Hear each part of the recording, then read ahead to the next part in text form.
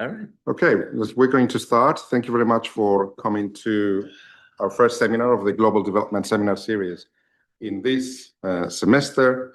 And I am really delighted to welcome Jawied Nawabi. Yes. Who's going to, partly talk about his book. And I have to say that we were in touch in 2024 when the book was published, and it was our intention to organize this earlier. Thank you. But as things happen, there was an overload of too many guests and presentations and seminars, which is also attestation to the success of the seminar series. But finally, we managed to find the right time, for you to come. So thank you for coming. Just a few words on Jawied and the topic. Dr. Nawabi is a full professor at the City University of New York, in the Bronx Community College. As he was telling me, this is a very massive university, not like SOAS. And each of those colleges, I don't know how many colleges 24. 24. Each of those colleges is almost the size of SOAS or bigger, probably bigger. So it's a big university there. And he teaches in the field of social sciences, including sociology, economics, and international studies. He earned his PhD and master's in the New School for Social Research and the BA from Stony Brook University, New York. New School for Social Research, for those of you who don't know the institution, is a very well-known institution that has a strong tradition in political economy, in heterodox political economy. In that way, it's actually almost like our twin with SOAS. And in fact, there's always been quite strong relations between the New School and SOAS over the years. And I believe the Department of Economics does have a joint seminar series that is still running. So Jawied is coming to talk about what I would say one of the biggest topics in the political economy of development, linked to his book entitled White States Matter in Economic Development, the Socioeconomic Origins of Strong Institutions. So for those of you who are doing the Masters in Global Development and other related masters, you've probably heard about some of these debates and questions in some of our modules already in the first semester. So this particular topic and this seminar is actually quite timely. Not only because it addresses these big questions on the determinants and drivers of developmental states and the kinds of institutions that underpin development success stories, but also does so through a comparative political economy approach, which is the sort of approach that we're particularly keen on in this department, and I would say probably also in the economics department at SOAS. Comparative political economy of a good number of countries. And in this field, we are used to comparisons, usually, one-by-one comparisons to countries. The classic cases being South Korea and Brazil, and the sort of work that has also been influential in the field of agrarian studies by people like Cristobal Kay, who Jawied knows well. And it's always been, in 2 or 3 countries. So in Jawied's book, we're talking more countries. So it is certainly a more challenging and ambitious task. So we're looking forward to hearing about your task and your findings. Thank you. And okay, give you the floor. All right, thank you. Well, thank you so much, Professor Oya. And I just want to thank SOAS, Professor Oya, Professor Hussein, and Haven for welcoming me and inviting me to have this opportunity to come and speak and share with you over 10 years of research. I mean, I did six countries. So it was as you said, it was an ambitious project. Hopefully it'll have fruition in terms of encouraging research discussions and also some policy implications. So let me start this as all right. It was this right here. Let me help you. Was this one? Yeah, That one. I'm clicking the right one. Yeah. Thank you. There we go. All right. So let me start with so this will be the content of what I'll be talking about today. Uh, so when we think about this, so when we think about the state, right? I mean, there are several kind of concepts and ideas that the state conjures up. So generally, obviously, I'm oversimplifying, but to just a sense, in sociology, the Weberian sort of influence is strong, and we think of modernization leading to rational bureaucracies. That's one of at least Weber's sort of insights. In economics, when we look at when we think of the state, especially mainstream dominant, there's sort of a state intervention leads to inefficiencies. Um,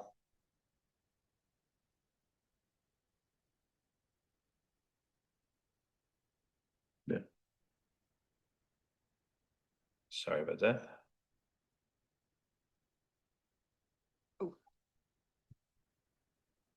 Yeah, Thank you. cool. All right.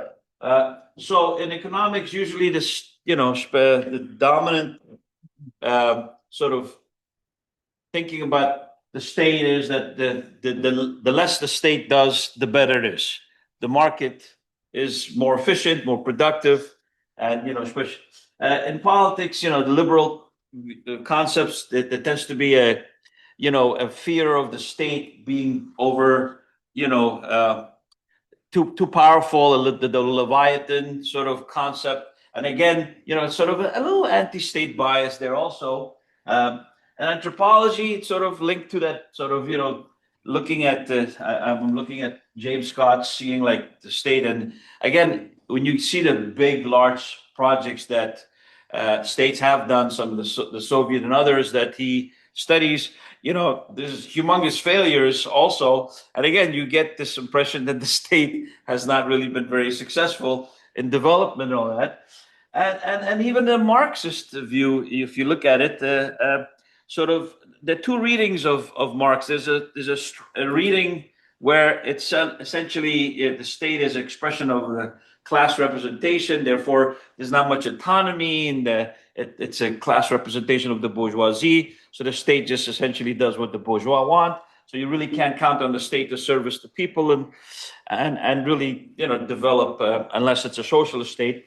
And then there is also a relative autonomy reading of Marx, which I think this is where it opened up the literature for bringing back the state in the 70s and 80s, where there have been cases where the states have been very central in development. And the question has been, well, if they have, with all this anti-state analysis, when we do look at the cases that have been successful and the states have been, central, what has been sort of the makeup of that state? So one thing that sort of made me think about the state and why I wasn't really persuaded that state is not central is that I'm personally, from Afghanistan. I grew up outside of the Afghanistan and many other countries, but if you all know a little about Afghanistan, and it's been a country which, and especially in the late '90s and early 2000s, there's a lot of literature on failed states, right? And you realize, they talk a lot about states being bad, but having experienced a country where you also have no state, you also it's the reverse of Leviathan. It's anarchy. It's all for each other. So it's not having a very capable state or having a very dominating state. Each could be terrifying.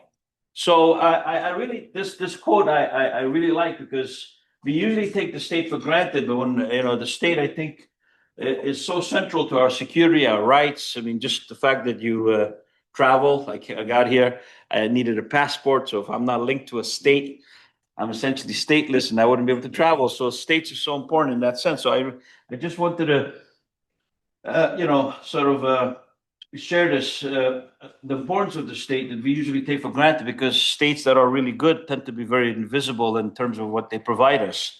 But this obviously led me to the question that if the states were important, The first question that was brought about is what kind of bureaucratic form do states that enable growth and development have? So what happened in the 80s was that there was a lot of debate whether the state was important in the development of the East Asian economies. And there was back and forth between the World Bank, IMF, and some intellectual scholars such as Peter Evans, Alice Amsden, Chalmers Johnson, and many others that were in that area. Atul Kohli, and then later on Hajun Chang, which is now in SOAS, right? And they all sort of, had this debate whether how central the state was. So one part of the argument of these two questions that framed my research, I thought was settled. I think that they proved that the state was very central, and Peter Evans and Alice Amsden essentially also were able to give us insights into what kind of bureaucratic structures do those kind of states have. And they sort of were able to push back against the IMF and the World Bank's, argument that they try to minimize the role of state and actually try to present it that these countries were successful because they use the market model. And, sorry, I forgot another author, Robert Wade, also from LSE, who also was very successful in doing that the case in Taiwan. So all of that is really, analyzed in the first chapter of my book. But that question then essentially was settled. The second question came up to me is that, okay, if we know the bureaucratic structure of these states, how come it's so difficult to implement them? Like, why was South Korea able to do that, but not, say, or Japan was able to do that, or Taiwan was able to do that, but not Brazil or Chile or other countries that are much older in terms of since their independence and have had sort of a Western tradition of modernity and liberal role of the state, so that sort of made me start doing research and reading into sort of the history. And I sort of did a comparative historical study of 6 countries, European countries, England, France, Spain, and I did it compared to South Korea, Brazil, and India. And I took obviously the European state formation first because obviously if the modern state was formed in Europe, I thought it would be good to start there and see what was it that some of these states that were formed developed that made them stronger and more unique. And sort of the thesis I came out with is that the initial wealth inequalities, especially in form of land ownership and the dynamics within the agrarian class relations, has long-term consequential influence and power over building the type of structural institutions of the state which shape the parameters and political orientation, culture of the state apparatus. So I think that's a simple thesis, but I think it does pan out to a certain extent in being able to explain a lot. So when we look at European state formation, if you look at the classic European state formation, which I had, obviously the luck to be able to get exposed at it in the sociology department in the New School, where you're reading classics such as Charles Tilly, Theodor Skopkol. I don't know if you guys read that stuff here, but I think it's very important and insightful in terms of helping you understand how modern European states formed. But even in that literature, one thing I noticed that they influence the focus so much on warfare. But what I noticed in reading the same literature is that while the warfare was happening and these states were centralizing the bureaucracies, they're developing their financial and taxation capacities and the judiciary capacities, the centralization was not, a simple linear process. It was always a struggle, and the struggle was actually against the nobility, the landlords. It was landlords that were really, and what I noticed between sort of the English, the French, and the Spanish model is that the English state was much more successful in neutralizing landlord power. It's not like this is not so. I'm saying that England had small landowners, but even with the enclosure movement, there was sort of a reverse land reform where land ownership became large for a while. But interestingly, the central state still became the major consensus of authority and legitimization within the English model compared to, say, the Spanish state and the French state. So essentially, it was the English, then the French, and then the Spanish, even in the late 20th, up to the 20th century. So the process of the state formation. So if you look at Europe in the 12th century, 11th century, you see all these sort of fragmented, autonomous warlords or nobility that control. There's no nation unified within one law or monetary system, anything. But that process brings us to sort of this kind of state. And it went through, obviously, warfare was a primary driver, but ultimately you have to have a tax capacity. The judicial system and the professionalization of the armed forces and the professionalization of the administration. And as you can imagine, there are many countries to this day in the developed world who still don't have these three basic capacities: a strong tax capacity, a very professionalized bureaucracy from the center to all the way to the regions, and a same thing with the judiciary. Anyway, so the concepts that sort of help me understand or help me make my point, is the concept of path dependency. So what I've noticed is that, states that start a certain process, they start creating a historical sort of trajectory. So path dependency, the concept of path dependency is very important. Another important concept is embedded autonomy, that states do need, to be embedded within their society. So you can't become a Leviathan state, where you're completely disconnected from society, whether you're democratic or non-democratic, but you still have to have some, integration within society. But at the same time, the internal organization of the bureaucracy has to have some autonomy and independence from the decision making. So these are two very important concepts, I think, that will come later. Another important concept is to differentiate the concept of power between despotic power we get from Michael Mann and infrastructural power. So when we usually think of the state, the Leviathan, we usually think about the despotic power of the state. And a lot of third world countries have that. They have a lot of power, the policing, the intelligence, the coercive powers. But what they lack is the infrastructural power, which is the administrative power of executing developmental, basic thing as a school system that a lot of countries cannot essentially provide, right? They have good police forces that can shut protests and kill peasants, but they really can't provide schools, quality teachers, the material. So they lack in the infrastructural power. So I think it's important when we think of power to distinguish these two kinds of powers that are very important. And so then I essentially, going back to the path dependency concept, so you have to look at the colonial legacy of these countries that I then looked at. So after I looked at the European state formations and what I learned in terms of how important it was to centralize the state by building the tax administration, professionalizing the bureaucracy by struggling successfully and co-opting the power of the nobility into the state institutions. I looked at the sort of the historical legacy of the other three countries I decided to study, which was Brazil, South Korea, and India. And the reason why I picked these is, as Professor Oya said, Brazil and South Korea are always very popular cases. So I just wanted to take up that case also because the literature that I had read with Peter Evans, Atul Kohli, didn't answer the second question I had. They were very good at answering the first question, but I thought it was missing. That link was missing. And that's why I reread and wanted to contribute in the same literature.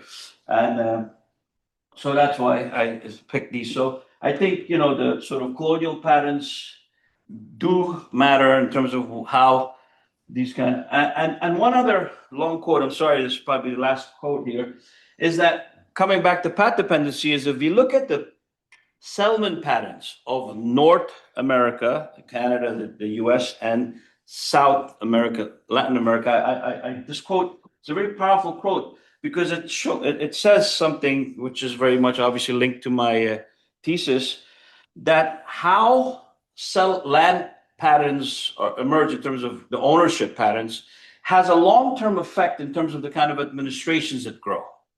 Because you see, land inequality in itself doesn't do anything. It's just what kind of administrations that grow out of land inequality. There's a school, there's healthcare, the local roads, infrastructure. How that is then managed is linked to what I mean by land inequality, right? So for example, if we could read this long quote, I'm sorry, but I really like this a lot. Several salient patterns emerged in the US and Canada were much more inclined to tax wealth and income during the early stages and into the 20th century. I'm going to skip a little, but it says here in the bottom, it says, in contrast, the societies of Latin America, which had come to be characterized soon after initial settlement by rather extreme inequality in wealth, human capital, political influence, tended to adopt tax structures that were significantly less progressive in incidence and manifested greater reluctance or inability to impose local taxes, fund public investments and services. And these things still emerge. I mean, if you look at the tax structures of Latin America, India, Pakistan, that same thing. I mean, wherever strong landlords are, there's bad school systems, bad administration, weak, more corrupt police forces, infrastructure is not good. So, I mean, I think it's very. So this quote gives me this kind of image, and that's why I created this, and it's in the appendix of my book also. That obviously, a form land ownership is also a form of institution, right? Because that develops a certain culture, rules and laws. So generally speaking, I mean, obviously, when you see more relatively equal land ownership, you get a more sort of inclusive development. Whereas if you have huge landlords that control large parts of the land, you get, as you can see here, captured law enforcement, pattern-inclined institutional control, producing non-programmatic policies, poor public records. They don't like to keep too much records. I mean, if you look at a lot of these countries, Brazil, which is so advanced and has so many public administrations, but I don't know if they've really done a thorough survey of land records. India, I mean, again, it's in a lot of ways, these countries are very bureaucratically advanced, but they don't have land records that are really reliable because they haven't done a cadastral survey that's thorough. Whereas Britain, 300-400 years ago, had major land records. I mean, that's, the English model is really amazing. But I think this is important in terms of the kind of patterns. And so the long-term development outcomes that come out of this settlement or land ownership patterns is that I meant to put here small and small, medium, and not just small, but small to medium farmings. You get a certain pattern where property rights to small and medium peasants, and then growth of owner cultivated class, community-led demand for public goods, higher effective levels of stateness, and higher levels of social order. So the mechanism of the community-led public demand is, you could see the results there. So you have higher levels of merit-based appointments. You have more developmentally oriented civilian bureaucracy because they come out of that peasant family structures. Like, for example, if you look at the land reforms after South Korea had the land reforms, or you had a much broader representation from their small family farmers into the state bureaucracy because they became more literate and they represented, whereas before that, the elite bureaucracy was essentially elites, the landlord children. And you also and you see that in Latin America also. You see that even to this day. You look at Brazil, you look at a lot of these countries, the top positions predominantly come from those who are already well off. And so there's a bias in terms of your lifestyle background, in terms of the kind of policies then you repeat, right? And greater demand for capability to provide public goods. So, and then those who come from large landlord-dominated path, you get a predatory or bourgeois kind of state. With property rights to landlords, growth of landlord political power, 5 mechanisms of elite capture, which is bureaucratic corruption, voter or organizing, legislative co-option, intermarriage, and consortium alliances. And the characteristics of the state are politicized appointments, To this day in Brazil, I think every time there's a new president, you could appoint 40 to 50,000 new bureaucrats. There's not much state continuity, but you could do that. So there's not. I'm not sure if that's a lot of merit-based appointments. And whereas the Japanese case, the prime minister, the president, I think it's a few hundred. So I think that does matter, whether it's a few hundred or a few thousand. But how you get appointed, how you appoint people in your political bureaucracies, in the tax, in the health, education, military, whether the political appointments or merit based, I think does matter. The elite-based economic policies. A lot of these policies are urban biased and capital-intensive industrial policies, which doesn't create as many jobs for every dollar spent. Again, unclear public records, regressive and low tax capacity, low levels of primary school funding, and same thing with health and everything else. This is just a list of the 5 mechanisms, but I already have listed it there, so I don't want to take time. Now, so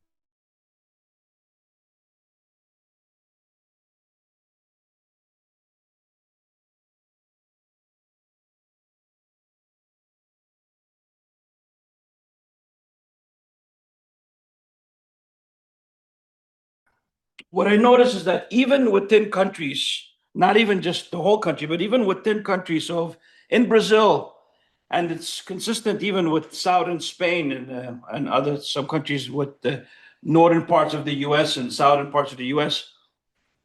So in Brazil, the northeastern parts were where slave ownership and a lot of sugar, coffee farming, and very large landlords were.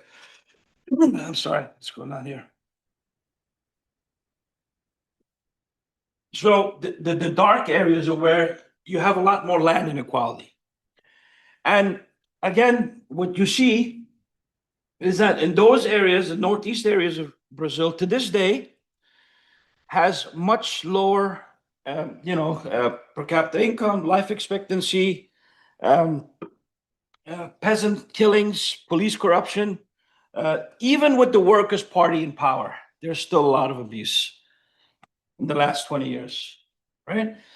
So these things that happened 100, 150 years ago, they have long-term consequences in terms of the kind of patrimonial kind of state that are formed. Again, they manifest themselves through the administrative bureaucracies of the regions, right? Land inequality in itself doesn't do anything to you, but the kind of services you get or don't get are dependent on who controls the institutions that form.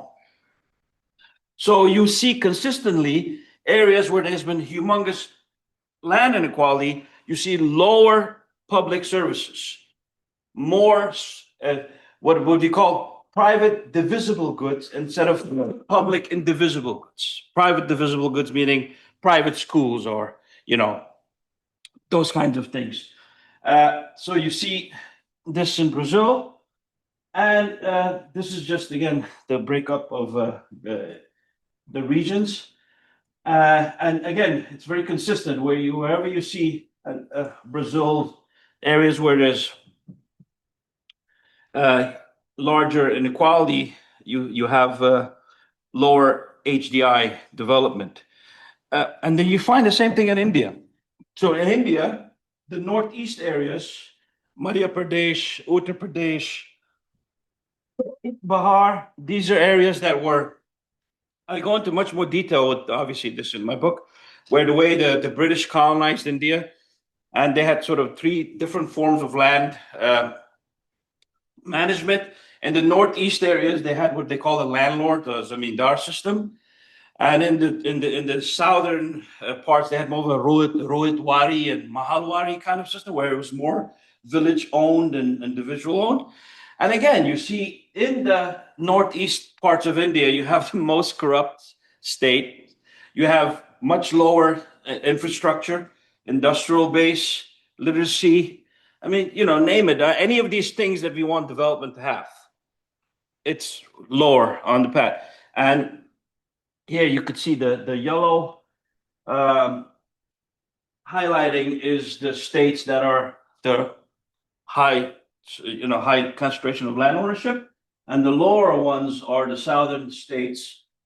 Kerala and Maharashtra is more in the middle, and obviously, I do get into Maharashtra. It's more complicated, but you see, it still is a little better, and that could be because of Mumbai, because Mumbai is based in Maharashtra.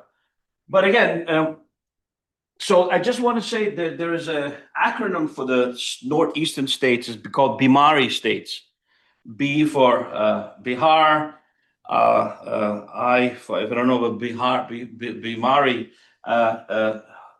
U for Uttar Pradesh, but Bimari, it means sick or ill. So these are, again, consistent. And again, this is sort of just the land ownership records of India in the last 20 years. And there have been several studies by different state organizations of India, but the general trend has been growing land inequality. And that's essentially, but same thing with Brazil, obviously. So now, what's the point of all this? The point is that I think that ultimately this land inequality manifests itself through the state mechanisms that are developed, local, regional, and how that then impacts the central state, right? So what I find is if you look at the two pillars of a government, you have the state society pillar, the embeddedness part, and the internal organization of the state, which is the autonomous part. So embedded autonomy comes back in play here. And what essentially my argument is that states that have, whether it's Brazil, India, or any other of these states, you could pick Philippines or Mexico, right? That have internal organizations that are imbalanced, weak ad hoc successes, meaning not political appointments, appointed bureaucracy, as opposed and federation of strong states. The local states are very strong, but again, they're strong not because it's the people are very autonomous and they're very distant. It's strong because the local elites there want to not do what the central state wants, and they get away with a lot of their own policies that are, again, very biased in favor of those strong, dominant elites. Too weak to promote transformation. I mean, these states, India, if you look at India, for example, again, it's a democracy. From all sort of on paper, it should be outperforming China in a lot of ways. Like in the 1993-94, there was the Panchayat decentralization. So you would think local democracy should but even with that, it hasn't really shown significant improvement in better schools and all that, right? Why is that? If it's democratic, or Brazil for the same, issue, right? And because you need strong state infrastructure power to be transformative, and if the state lacks that, you can't build the roads, you can't build the factories, you can't help industrial develop.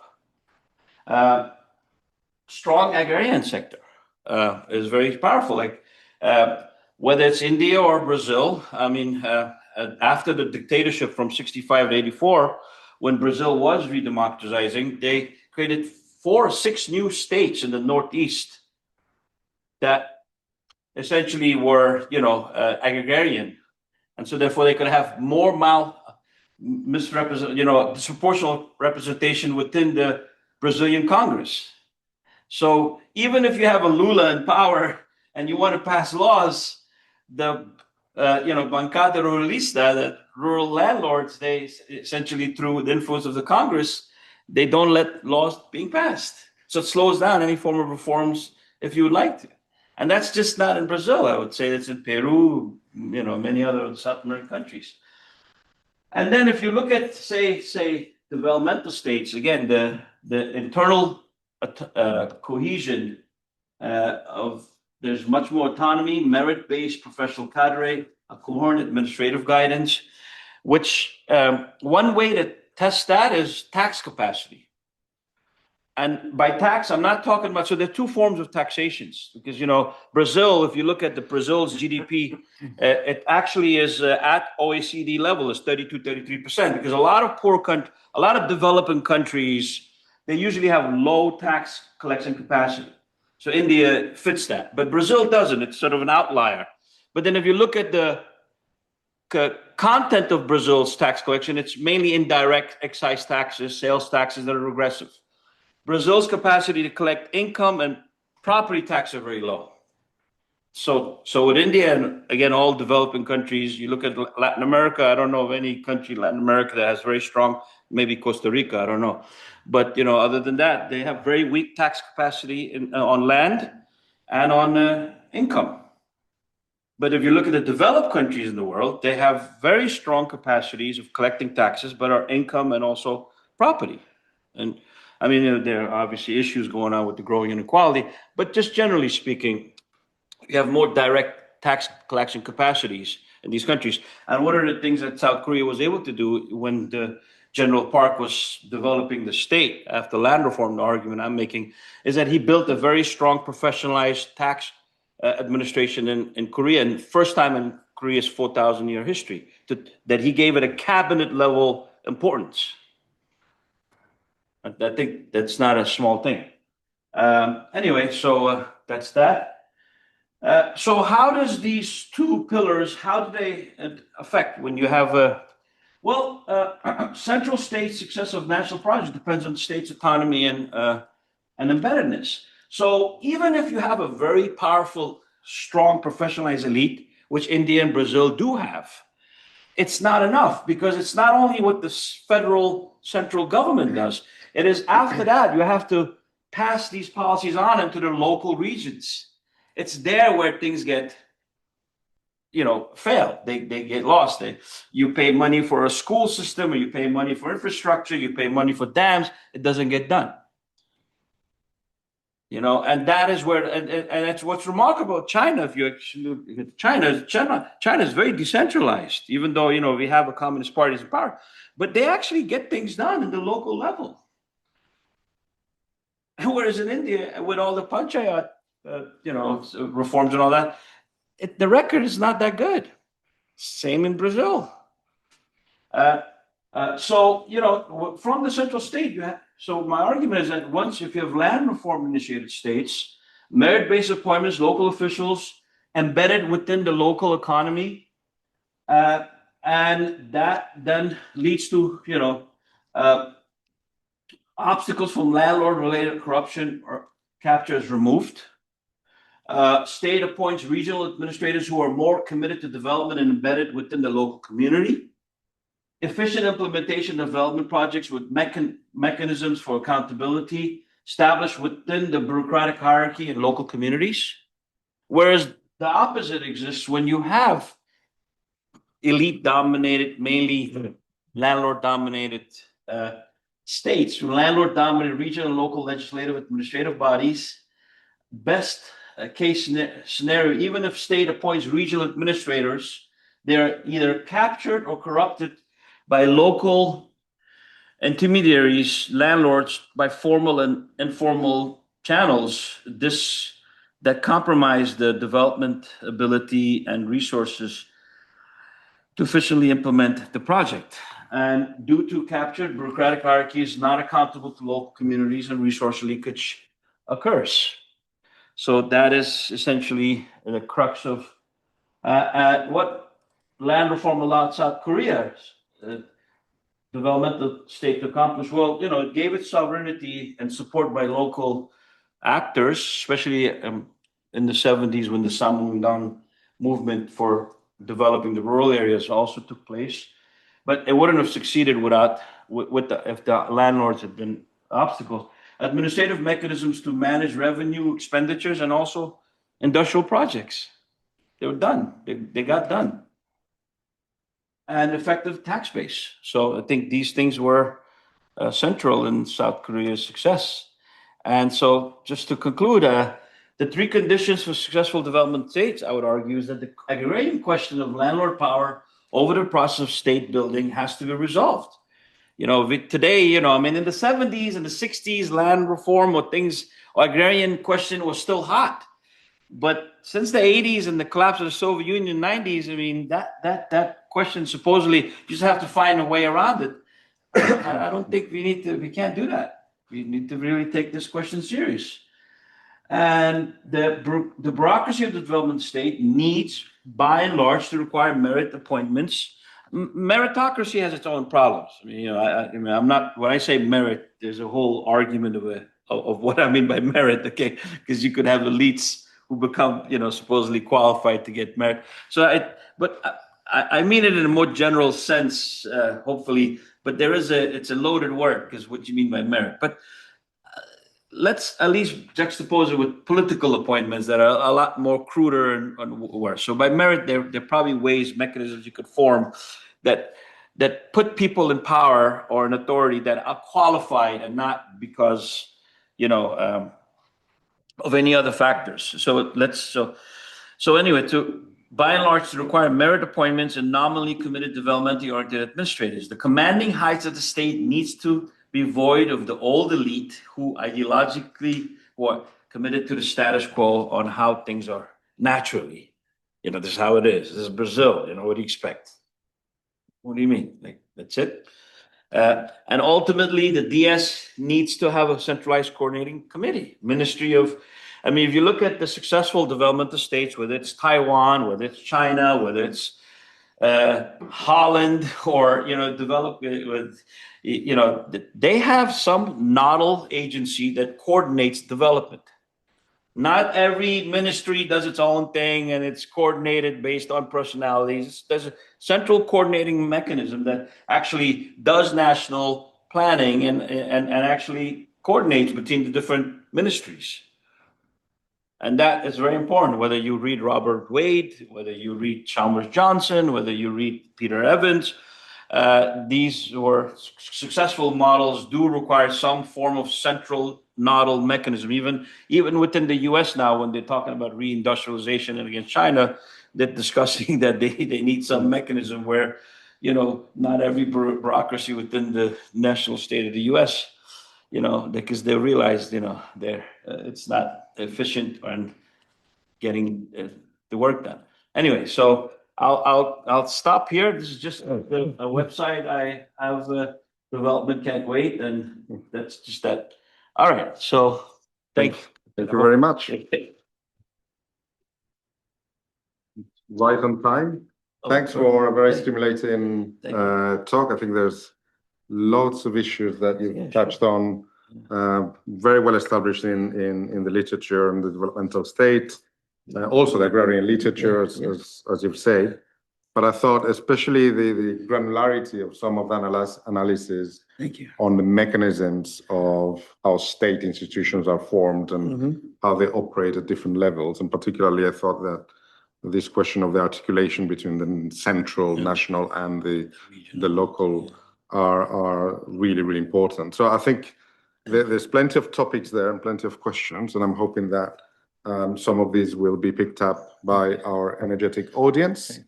So I'm going to open the Q&A part of this session. We start from the audience here, and then hopefully we'll have a few questions from the online audience. I'm going to take 3 questions first, and then we'll do another round. So there's one here, Isai, one from you. Is there any third question? Okay. Isai? Thank you. If you can say your name and who you are just briefly for your question, that would be great. Okay, I'm Hisai Kato. I'm a Fulton Fellow here. How are you? I'm very good. Thank you. Okay. Development Studies Department. Okay. Thank you so much. It's really interesting. Just make me think about these 3 cases. And what came to me immediately after comparing 3 cases are race and colonial history, because these 3 are very different cases at the same time, where South Korea, although at micro level, very different social relations operate, at the same time, not when I think about Brazil and India, there's a caste system, also race. I mean, to what extent race and also the colonial history come into your research, and whether that they have any Let's take 3 questions. No problem. Yeah. Thank you. Your question next. My name's Neelam. I am an alumni from SOAS, graduated about 10 years ago. Okay. I'm now the chief economist of a property consultancy. Of the? Of a property consultancy, Okay. mostly focused on UK-based economic development projects. My question is about the sort of the time relationship between these two things. So I guess from what you're saying, the causational relationship is that we need the land reform first before the kind of like effective state institution can be developed. If you were to then kind of come to a country to think about how we change these things, is it worthwhile to still invest in building those institutions before the land reform context is dealt with? Mm-hmm. Thank you. I'm Jean. I'm a postdoc at the Department of Economics. I have a question related to this historical path dependency versus the agency, especially in relation to Africa state formation. I think we're talking about a lot of things here. It's about how this land inequality has led to this formation of developmental state, but I think it's also relation to the population density in relation to those regions, right? I'm wondering what is the implication on the African state formation today, because you did have a very least population density in Africa land distribution in the older days, but now you see the population is increasing. Does it mean there is no chance for today that the development state can emerge from this historical analysis of how other development states have emerged? Is that clear? Yeah. Maybe I'll ask you one more time, but So your focus is on the rise of demographic density in African countries and the implications. This explanation is more like how those developmental states have emerged from other contexts, which is relation into the historical low density of those areas, right? So I'm just thinking about the implication on some of this area which urgently require development state emerging, and then they didn't have that history, but their population density, it is increasing, right?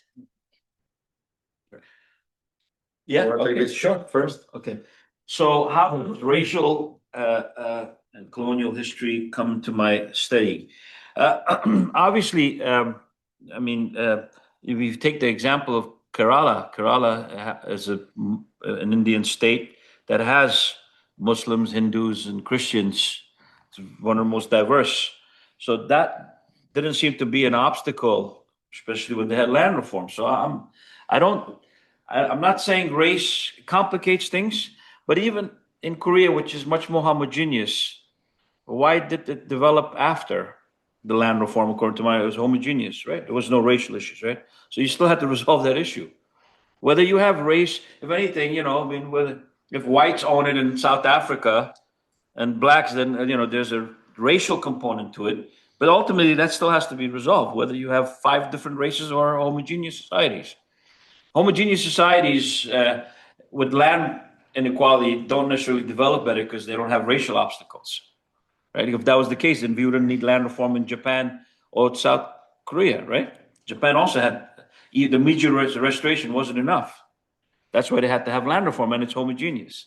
So that's not, the sequence of land reform or building state institutions. I mean, this is a policy question. I'm glad, hopefully you convinced about the argument. If it's a policy question, then that's something you have to take, in every case by case, right? So I don't see anything that precludes developing public state institutions and at the same time having reform, which is what, if you look at the successful cases, they did. It's not like they had to stop one to do the other. You could do things simultaneously, but my point is that if you look at a lot of the examples of Brazil and India, at the top level, they have very elite professionals who run the country. But it just doesn't, it's at the local, regional levels that things will get done. So, I mean, you could have, you know what I'm saying? So you have, on one level, a very developed bureaucracy. But again, you keep hitting that obstacle. What is it? And my argument is that you have to resolve this elite capture in the local, regional areas to develop better, effective institutions. And it could be done simultaneously, I think. But again, that's a policy question, right? Population density in Africa. One thing I can tell you about Africa is that maybe in certain areas where population density is sort of not so dense. I mean, Libya as an example, you might not. That's not where an area of or Saudi Arabia. Those are not countries where land reform necessarily matters.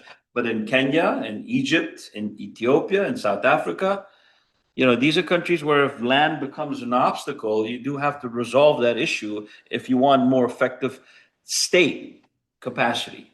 My argument is that you can't resolve having a good school system without a good tax capacity system. But you can't have a good tax capacity system if the elites capture and corrupt the tax collection system. I mean, if you look at the Western countries, they have an enormous collection of taxation. That's why they fund enormous good schools. You can't disconnect these two things, right? So, but there was a study done on South Africa. Actually, there's a Joe Studwell or something. He just came out with how Africa works. Yeah. Because it was based on his book on how Asia works, and what he found.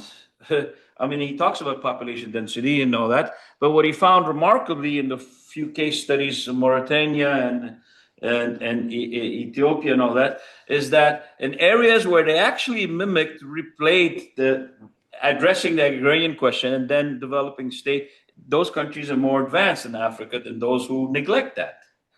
And there's another study, actually, I was just looking at it, tracking by a Dutch person in 2012, Development Policy Review, where they looked at countries that in Africa where when they addressed the agrarian question and on top of that other things, they were more advanced than those who neglected that. So, I'll answer that question. Thank you. But, Can we take 3 more from this audience and then move to the online audience? Lorena first. Any other? Okay, Lorena. Yeah, thank you very much for your presentation. It's fascinating. You want to give a short way of teaching agrarian change, rural policy. well, thank you, because that's something that, is very important. I mean, it's not about my book, but it's just like I'm working on exactly the same topic, but in the context of Uzbekistan. And I also came to the same conclusion that is a lot about how land was redistributed and how power within these like classes that strategically get formed eventually led to a developmental state. For some it's just a corrupted one, but we can talk about these nuances. But I just wanted to ask, and there is also Cristobal K, who actually came to this conclusion. So it's a very interesting way of getting inspired by these strands of scholarship. My question is, when we're talking about, let's put it let's in that scenario, maybe it's a policy question, but in a scenario where you still have very low income per capita, the step that you think is necessary, which is the taxation capacity, right? It's a little bit problematic because so my question would be, who do you tax, how do you tax this, and for what purposes?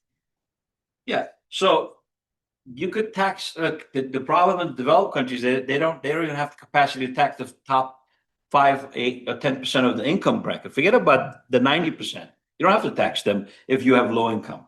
If you look at the U.S. in 1913, when they established taxation, when they established a federal income tax, they were collecting very small percentage of tax. Most of it was property and corporate taxes, right? But they started at least at the elite. The problem with the developing countries is that they can't tax their own elite. They can't tax their land. They can't. So you don't have to. It's not like developing the capacity is not immediately starting with when you have a per capita income of $3-4 a day. What are you going to tax out of them? But that's not the problem. The problem is at the high level where they are not taxed, more effectively. So we need to build that the capacity to tax the top 10% income, property, and whatever else they have. Well, then if you look at a lot of these countries, they don't have that capacity. And then just to quickly on Uzbekistan, I mean, it has obviously it's not perfect, but there was a study done in the early '90s with Central Asia and South America, and obviously 70 years after Soviet occupation and whatever.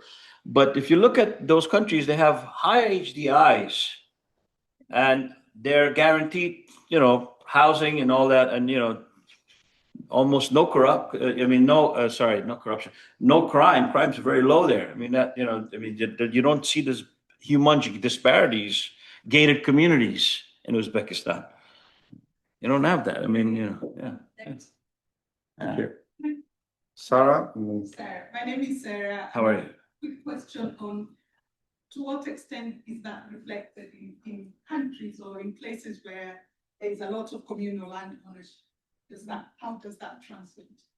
Land reform? Yeah. Could you give me an example of what country you mean, like Kenya or? Yeah.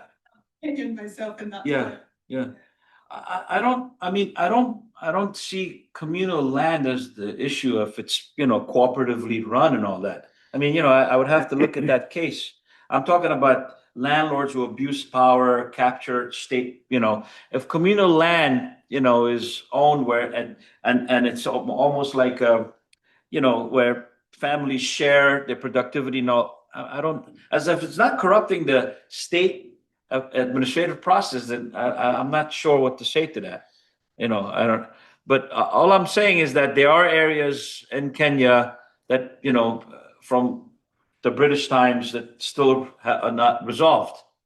And those areas probably have to be resolved. But communal land, if it's historic, because remember before the Westerners occupied, there was no concept of private property in Africa.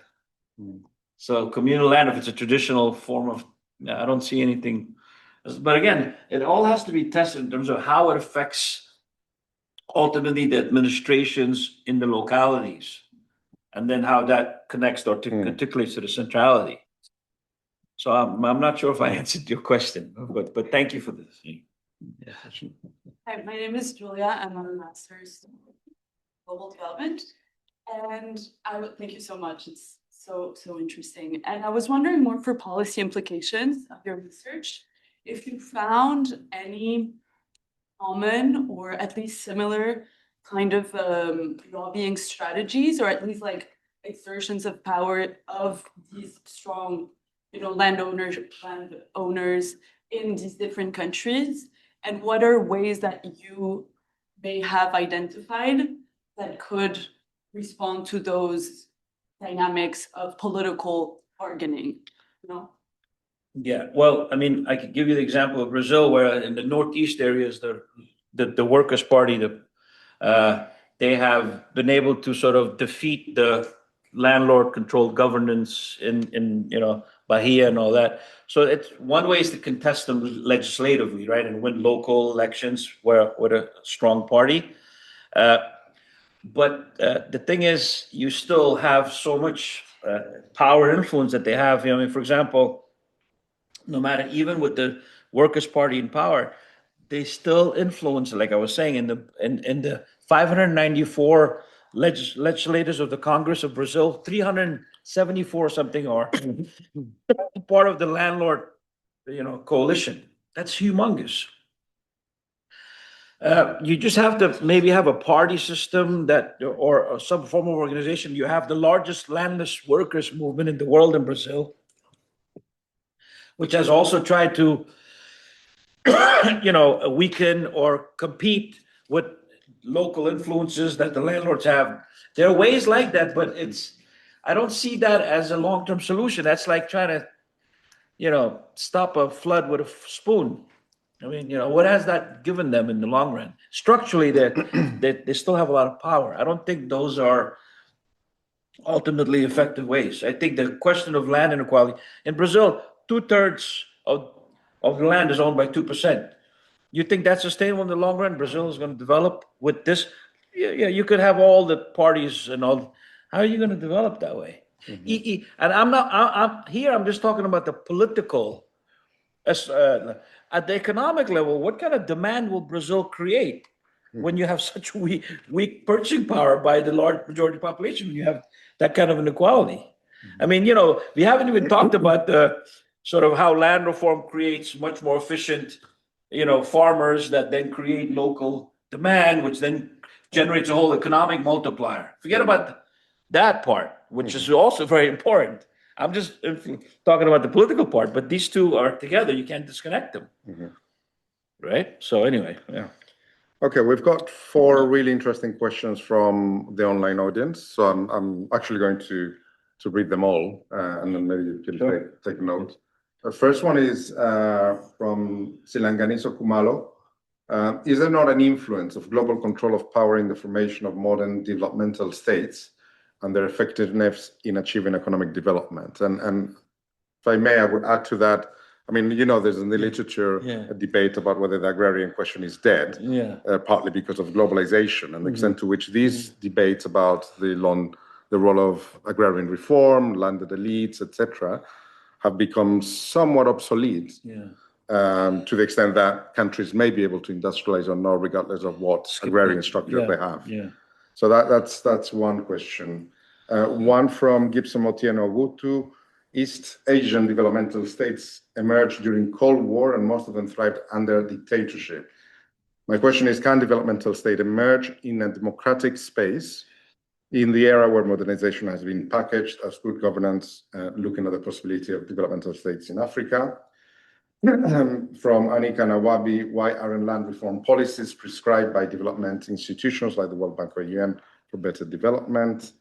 And the last one, Umar Chandrakusumo, you argue that effective developmental states must diminish the power of landed elites to build state capacity. However, in my country, Indonesia, many landed elites also hold massive religious and cultural legitimacy. If the state attempts to diminish these elites, it risks triggering massive social unrest or riots that could collapse the state's stability entirely.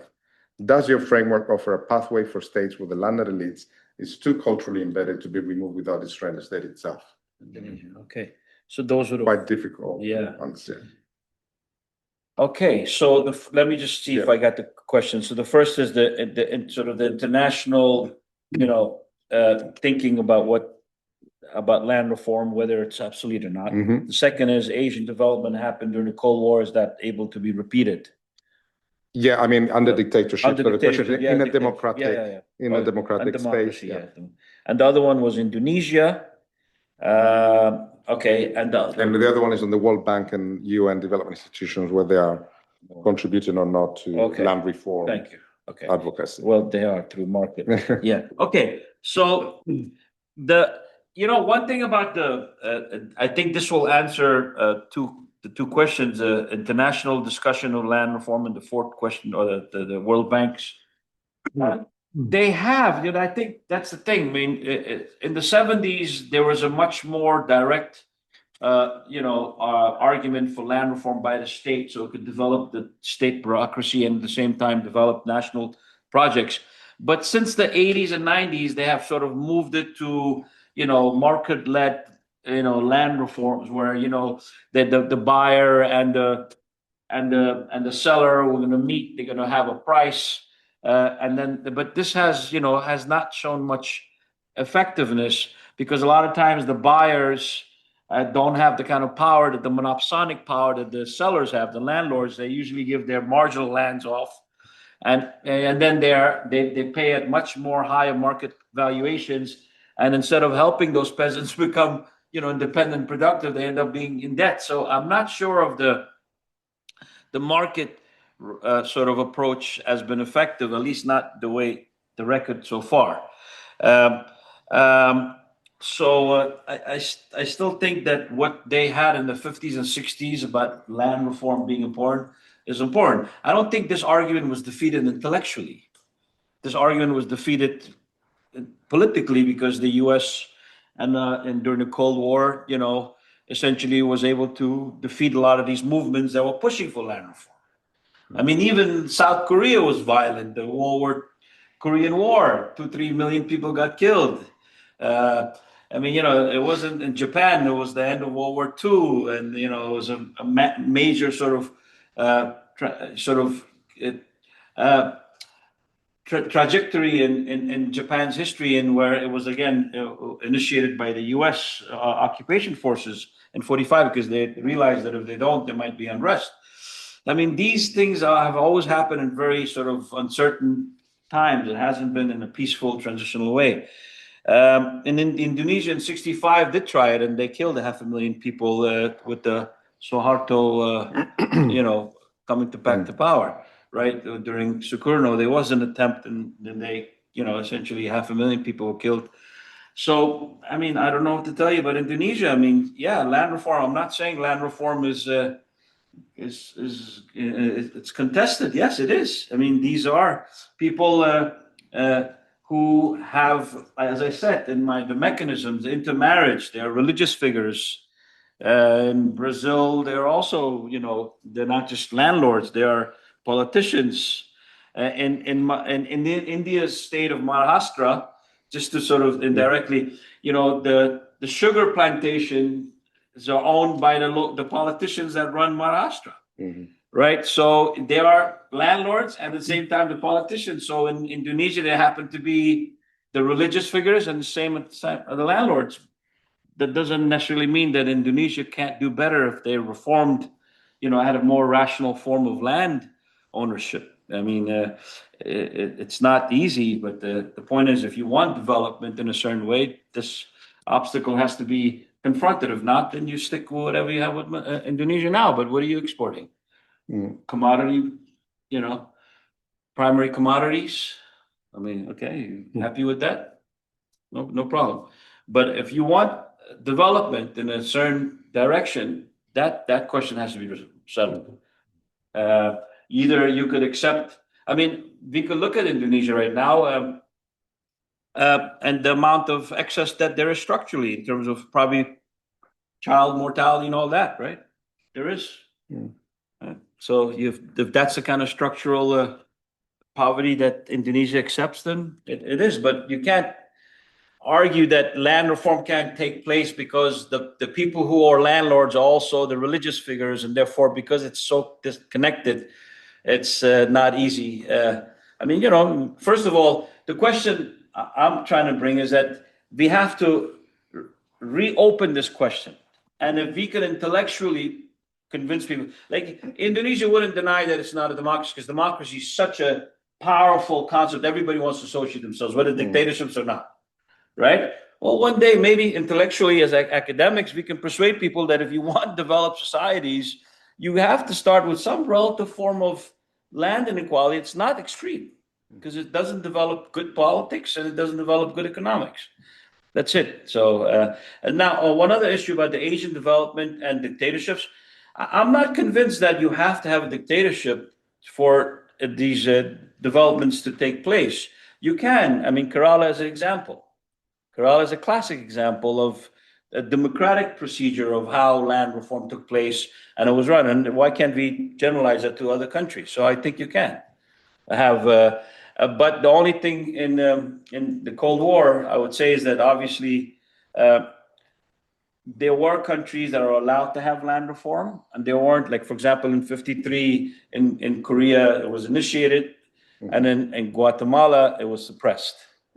So, there was a Cold War factor. Otherwise, the Guatemalans wanted some land reform, but to this day, Guatemala obviously suffers out of that. So the Cold War did obviously play a big role in terms of where some countries were allowed to have these reforms to develop and some were not. So that does play a role. Big countries do play a role. Thanks. More questions? I've got two in case you're not tied enough. No. Yes. Sorry, just to clarify, because now you made me think a lot about the UK case, because it's an extremely financialized, and if there is been work done, for instance, at UCL about like land inequality in the UK. Oh yeah. So is this like land reforms in a way also bidirectional in the sense that there will be concentration or like financial mechanism in place to, like kind of create regressive or Reconcentration. reconcentration mechanism. I don't know if you have comment, you can comment. I'm not sure if I understand the question fully. The idea is that, I mean, the UK nowadays has incredibly high inequality in land. Absolutely, yeah. The question is, and over time, Real whether estate. there was, obviously there was agrarian reform in the UK, in England, Yeah. and then eventually has led to some form of reconcentration because Well, of financial elites buying land. basically. Dialectically speaking, the things create their own contradictions, right? So sometimes the very success can bring about, but you see, one thing, I say this at the end of my chapter, is that market economies inherently produce inequality. I mean, Thomas Piketty, right? R's grows faster than rate of G, right? So if you look at most of the countries that are Scandinavian countries that are considered to be equal, it's not equal because the market at the end of the year pays everyone fair wages. You have enormous redistribution through progressive taxation. So inherently, if you let the market be as it is, you might start all equal. 100 years later, you are going to move towards there, right? I mean, that's one of Marx's insights, that capitalist forms of political economy do lead to inequality. So if you look at the developed countries in the world, they have, if you look at pre-tax and after-tax income, pre-tax income, even in Holland or countries that you usually associate to equality, Sweden, they have huge inequalities. It's after-tax income that brings down these inequalities much lower. So the state is very involved to rectify market inequalities. Yeah, so the same thing of it. Well, I've got one more question here online, and then two questions I have, and then maybe we can let you breathe. No problem. So from Edinburgh, Jorge Sequeira is asked, can you let us know your views on governance systems? Excuse me. Though Brazil and India are both federal countries, Brazil has a presidential regime while India has a parliamentarian one. Yet by its own nature, a parliamentarian system has a better outlook to reach local representation. Does it mean, in your view, that presidential systems are more limited than parliamentarian to deliver national development? Wow, I don't know. I'm not a political scientist in that sort of deep sense where I understand. I think parliamentary systems are more representative. I think it's just like a superficial understanding. I don't know if I give a really rigorous academic answer to whether the advantage and disadvantage of presidential or parliamentary systems. But either way, whether you have parliamentary or presidential, you need a political economy that has to answer this question, right? But I do think at the political level, parliamentary systems do tend to be a little more representative of, because it's not past the post kind of elections where you have, even if it's 5% of the population that votes for a certain, they get representation within the parliamentary system, whereas in the presidential system you don't. So I think in a lot of ways, the political expressive system, parliamentary systems are probably more. But then I've read arguments that they tend to be also more unstable, and because the coalitions have to be formed. So that's not really my area where I can give you a very concise. So let me throw you two questions, if I may. Thank you. I mean, one is old school agrarian political economic question. I hope you appreciate that. Sure, thank you. I think part of your presentation, you did mention the question of surplus extraction, and particularly, as you know, a big debate in this field has been the intersectoral resource transfer. When you have success in transferring surplus from agriculture to industry, that's when you get. So a key question in the field has always been, how do you achieve that, right? So two classic mechanisms, and which are sometimes, these days are forgotten to an extent. For me, one is agricultural surplus size. Regardless of your land distribution, you're going to have different levels of agricultural surplus. Some countries more successful than others in terms of productivity levels, capacity to increase production, and so on. Because that is going to that size of the surplus will actually determine, to a large extent, how much you can transfer from one sector to another, and therefore your capacity to finance industrialization.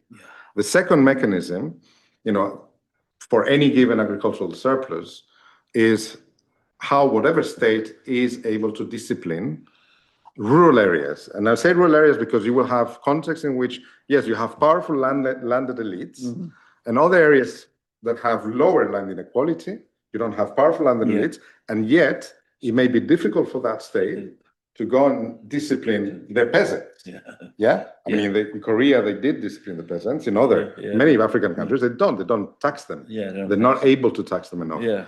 So, but I think for me, the agricultural surplus is a very, very big part of the story. And when you look at different experiences of land reform, radical land reform, you actually get quite different results, partly because of the surplus size. So you take China or Ethiopia. Ethiopia went through radical land reform. Agricultural surplus size was a major problem during the Derg. And that would really reduce the capacity of the state to fuel industrialization. So that's my first question. How central you think that surplus size and what the state does to increase the surplus? To build the infrastructure, the institutions, to increase agricultural productivity is how central is that to the story? And that leads to my second question, which is, okay, even if we think about land reform as, broadly speaking, a type of intervention that is associated with some success stories, there are also failures. But there has always been a big debate between revolutionary, radical land reform versus gradual land reform. So you take the examples of, revolutionary, radical land reforms like Ethiopia, China, and others versus, I don't know, South Africa now, or even Brazil, that is undergoing that process. Does history give any hint of that? Okay. So the first question is surplus, it's extraction, and the role of agriculture in funding industrialization. The second was the three. So even if we say that land reform is a positive, or generally can lead to a more developmental state and so on, is it more likely to happen when you have radical revolutionary land reform or a gradual type of land reform? All right. So in terms of the surplus extraction argument, so in the economics field, that sort of there's a lot done on that, right? For example, if you look at, say, the example of Taiwan, or where Taiwan especially was a case where surplus extraction, especially higher value added exports that they did, that was able to get them foreign reserves, which were able to then they could buy technology and upgrade the technology. So there are two factors to this, right? So I see three conditions for successful land reform. So the majority of land reforms have failed. I've written an article on that, and because I see three conditions for successful land reforms that have taken place. For example, the Mexican and the Peru's land reforms were failures. That's why a lot of people use land reforms. Say, oh, they did it here, it failed. Well, it's like inoculating somebody halfway, and then they build actually a better resistance to the disease. So I think the three conditions are, if it's done, it has to be done at a very fast, quick pace. Because one of the reforms of Philippines, which has been happening for the last 100 years, right? Because landlords find ways to circumvent, right? So it has to be thorough, almost like a shock therapy. So radical. But land reforms, the reason why they failed is that the argument I'm making is not, we'll get to the surplus, but in order to remove the elites from power. So, for example, when I look at the South Korean land reform, it wasn't enough to have land reform. After Syngman Rhee, the coup that took place with Park, he had to remove the people in the commanding heights who were already there. Because if you look at the Mexican land reform, after the Mexican land reform, they gave it back to the Hidos and all that, but the elites stayed in governance. So after a while, they biased policies actually created a reversal of land concentration, and they lost all the land. Because if you have land reform without removing the elite from the commanding heights and filling it with developmentally oriented bureaucracy, those land reforms have failed. That's why most land reforms have failed. And the third is that after land reform, you have to continuously fund services. Meaning infrastructure, irrigation, credit, and you can't just give them land and then say, okay, you by yourself. So successful land reforms had these three conditions. The ones that have failed are because you do one but you miss the other two. I don't think they succeed. But coming back to the question of the surplus extraction, yes, I mean, like I said, the economy, I mean, it does several things. Land reform creates more productivity, which creates more ability for farmers to sell more in the market, besides what they need for themselves. It creates more purchasing power for them in the local communities. So that's another way where the connection between the agriculture and the industry develops. Because for example, if you look at the Korean or the Japanese, a lot of these industries, they started in agriculture when servicing local farming equipment, and then they turn into more industrial equipment. So I think there is that connection. But beyond that, you need initially for land reform to extract, not in the exploitive ways that have obviously taken place, where the terms of trade have been so unfair, where they've really taken so much out of peasants.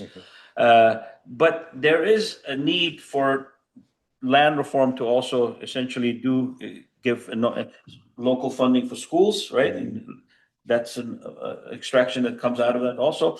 But exports for foreign reserves that then help you buy. That I think is another thing that is very important still. Great. Yeah, I hope that answers. Yes. Yeah, cool.